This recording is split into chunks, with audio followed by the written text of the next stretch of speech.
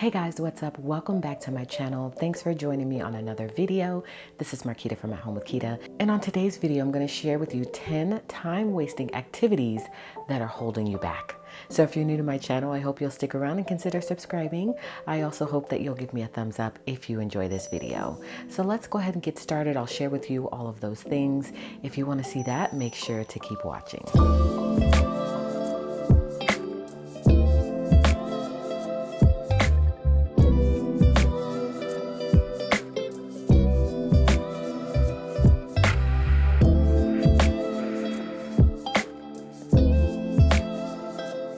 So today I'm going to be sharing with you some time management tips and strategies that will help you be more productive during the day. Good time management is really powerful. It enables you to get things done that you need to do and still find time to do what you want. And we all could use a little more of that, right? So whether you're struggling with an overstuffed schedule or just need a few tips to manage your time better, this video is for you.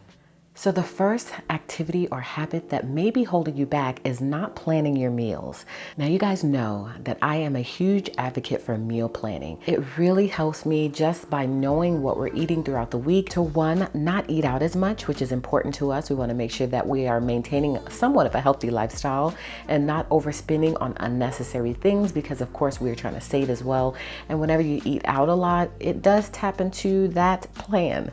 And so that's one reason why meal planning is so effective for us. And then you're spending less time fumbling around trying to figure out what to have for dinner. And so try to get in the habit of planning your meals maybe a week out. That's what I do. Sometimes I'll go for a month out, multiple weeks out, but at least try to plan your meals a week out. And so make a list of those things that you want to eat during the week. And even if you do want to have the occasional eating out, that is totally fine, but plan it out. And so what I typically do is go onto Pinterest, I look up some meal options, and then I write them in my planner. So of course, we do have a full catch-all planner, which is what this is called. If you haven't heard that term before, it means that it has every single thing in this planner for my whole life, divided by subjects. So we do have a subject in here for meal planning. And so that has my yearly meal planner. If I decide to plan by the year, I can do that. But for me, planning by the week is the best option for me. So within my weekly section of my planner, I have a whole meal plan for the week for my whole entire family. So we know exactly what we're eating. We know the days that we're eating out. If we are going to eat out, we are trying to limit that. And that's one reason why I meal plan, so that I can limit that. And I know all of the ingredients that it's going to take for me to provide or prepare rather those meals. So if you take a look at the structure of it, you'll see from the left hand side, you'll see all of the meals I want to prepare. And then on the right hand side, you'll see the grocery list. And so that's everything that I'm going to need to prepare those meals for the week. And so that works out really well for me. It cuts out time once I do it on a Sunday afternoon or evening.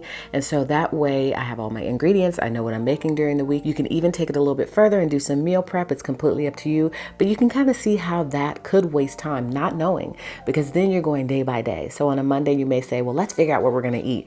Then you may decide to go out to eat, which is going to take time to drive there. Then it's going to take time to order food and all of that. You already know how that goes. And so you could see how that could be wasting time. So try it. I know it could seem a little bit intimidating to some, but just try it for a week and see how it works out for you. Sit down on a Sunday and just write out all of those meals you want to have, create your grocery list. I even shop online in terms of ordering my groceries. So I'll order from either Kroger or Walmart.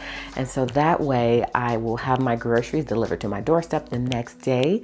And that is a game changer. So try the combination of all three of those things, and I guarantee you'll see how much more time you have during the day to do other things.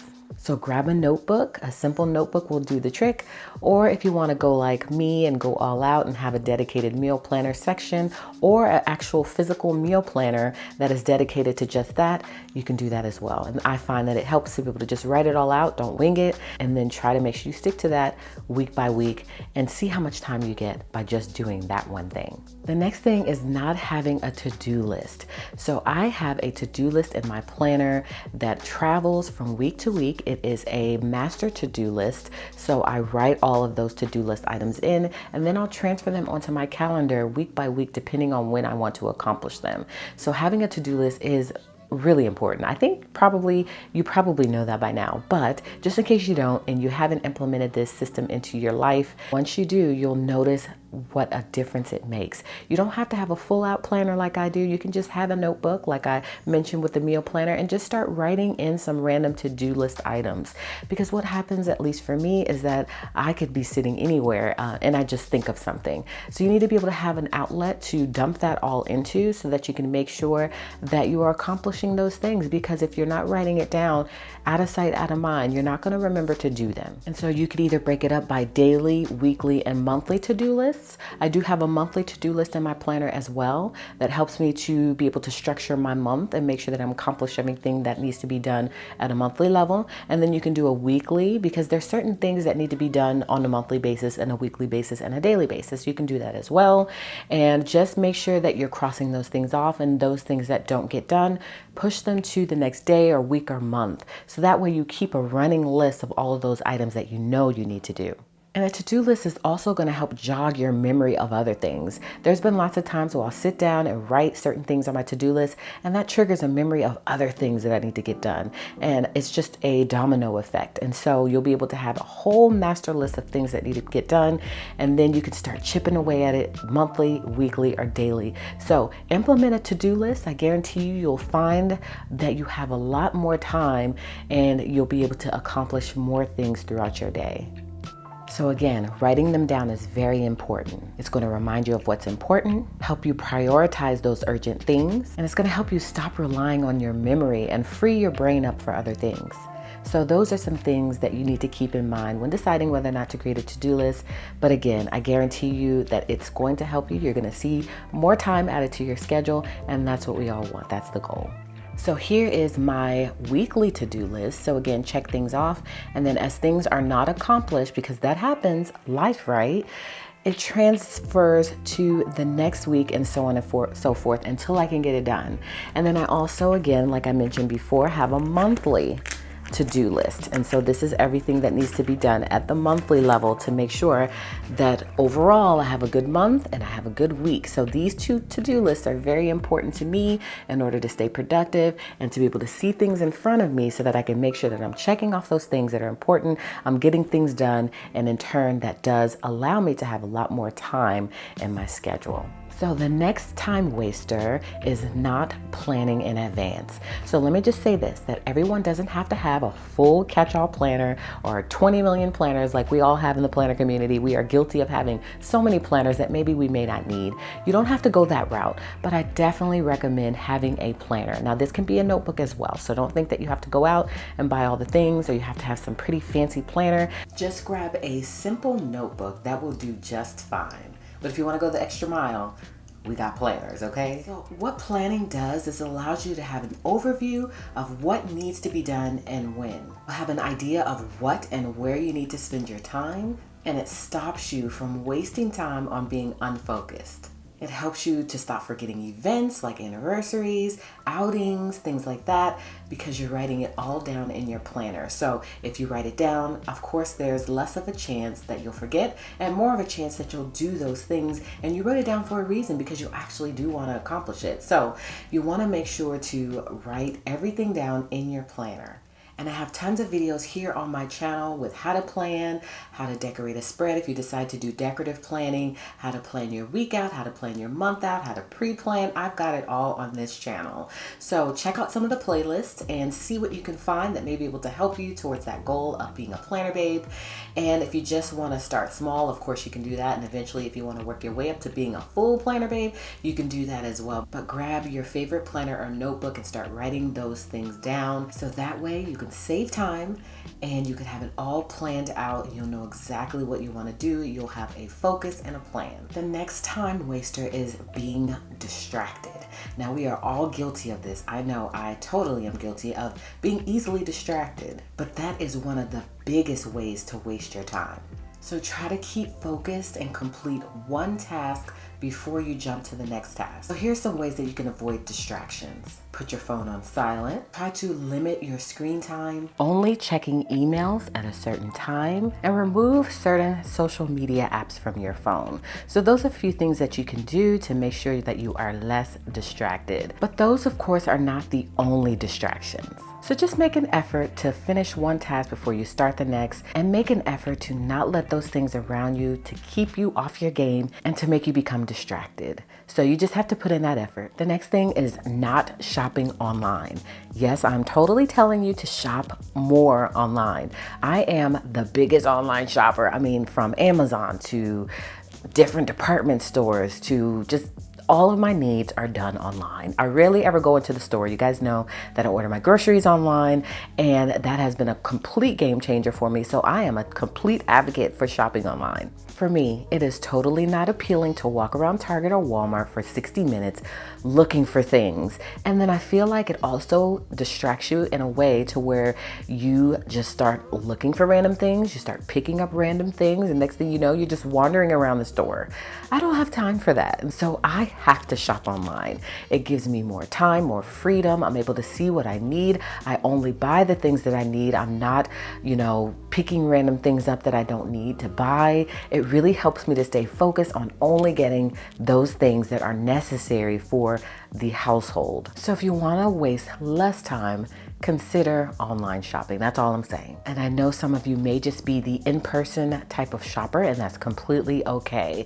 And if you love that sort of thing, I'm not telling you not to do that. I'm just saying that if you're looking for ways to save more time, consider ordering on places like Amazon, a grocery service. There's so many options out there, and most stores have online shopping, and they even have delivery services or pickup services. So just try to see if maybe that's a better option for you, and still maybe go into the store from time to time to get those things that you actually want to shop for. The next thing is having too many alerts. Now this is a huge issue for me, and some of my friends look at my phone and they see all of these red things, and that completely throws them off, and they're like, how do you have all of that red? 70 here, 1 there, 3 there, 10 there. Those are all alerts, and sometimes they pop up on your screen, which makes you stop what you're doing to check the alert.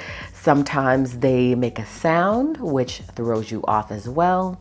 So hearing the ding, ding, ding message come up on your phone, alerts are definitely time wasters, because what happens? You tend to look at the alert, and most of the time it's just an irrelevant alert that you end up swiping away. And so if you really want to waste less time, you have to accept that things like alerts on your phone is a huge time waster, and it's a distraction to you as well. And it keeps you from being productive, and it results in wasting time that you could use to get more things done. So the solution is to go into your phone settings and turn off the notifications, and particularly in apps that you don't want or need to see notifications for. It's just as simple as that, and you'll get less notifications, you'll be less distracted by those things, and that'll give you more time. The next thing is saying yes to everything. Are you a yes person?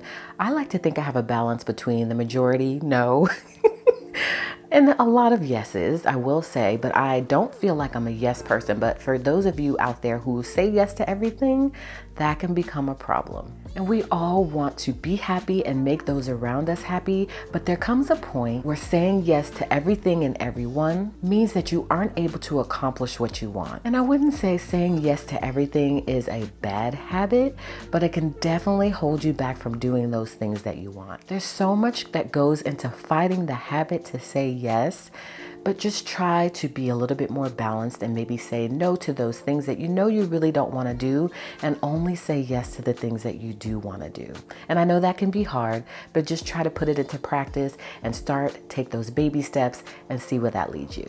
The next thing is super important, and that is relationships that do not add value. We all have friends who take a bit more than they want to give, or aren't really true friends that you can rely on. So ask yourself if what you gain from that friendship justifies the time that you put into it. If the answer is no, then maybe this relationship isn't the kind of relationship you want to be involved in. Maybe it's more of a waste of a time than it is a source of support. So just Be conscious of it. Evaluate those friendships on a constant basis and see what value you're giving and getting from it, and see if they really are a good impact on your life. If they are bringing more negative than positive, then you already know what you have to do in order to gain more time, because friendship is a lot of work. Maintaining, cultivating, befriending people, engaging in certain activities with them, it requires time. And so if those friendships are not, again, valuable to you, whatever that means to you, then you may have to really, really think about whether or not it's a friendship that you want to continue to deal with. Simple as that. So it's definitely something to be aware of and just keep in mind. The next thing is super important, and that is something that is taking a lot of our time, is watching too much TV. Now, I love a good Netflix and chill. I love a good series. I love to binge watch things, but we can get ourselves involved into a situation where that's all we do. We just binge watch. There's so many shows that come out. They're constantly popping up everywhere, and there's so many things trending, and it really makes you just want to watch TV. But as you know, TV takes time. And so the more you watch TV, the less time you have to do other more important things. And TV is a great way to relax for most of us. And so if you're intentional about watching TV for that reason, and you keep track of the time you're spending watching TV, then it's totally fine. And so just consider if you're wasting too much time watching TV, maybe plopping down, vegging out on the couch and just turning the TV on, and next thing you know, 8 hours have passed. That could be an issue. So each one has to determine what they're comfortable with and what type of time they want to make sure that they have during the day. It's all up to you. You determine that. But as you know, TV is a huge time waster if you want to be more productive. So just ask yourself, when you get ready to hit that remote, is there something more productive that I could be doing? But don't forget that relaxing is productive as well. So I'm by no means telling you that that is not the case and suggesting that you do not relax. I'm just telling you to be mindful of the time that you're spending watching TV. And if it becomes an issue and you feel like you're less productive and not able to do certain things that you know you want and need to do, then you just need to reevaluate and make some adjustments. And lastly, something that is taking a lot of our time. And so really you just need to make sure that you're being intentional in everything that you do. Make sure you know why you're doing it. What's the purpose? Is it because you want to? Does it help someone? Does it add value? Is it important to you and your family? Is it the right thing to do? So be very intentional in all of your decisions and you'll be fine.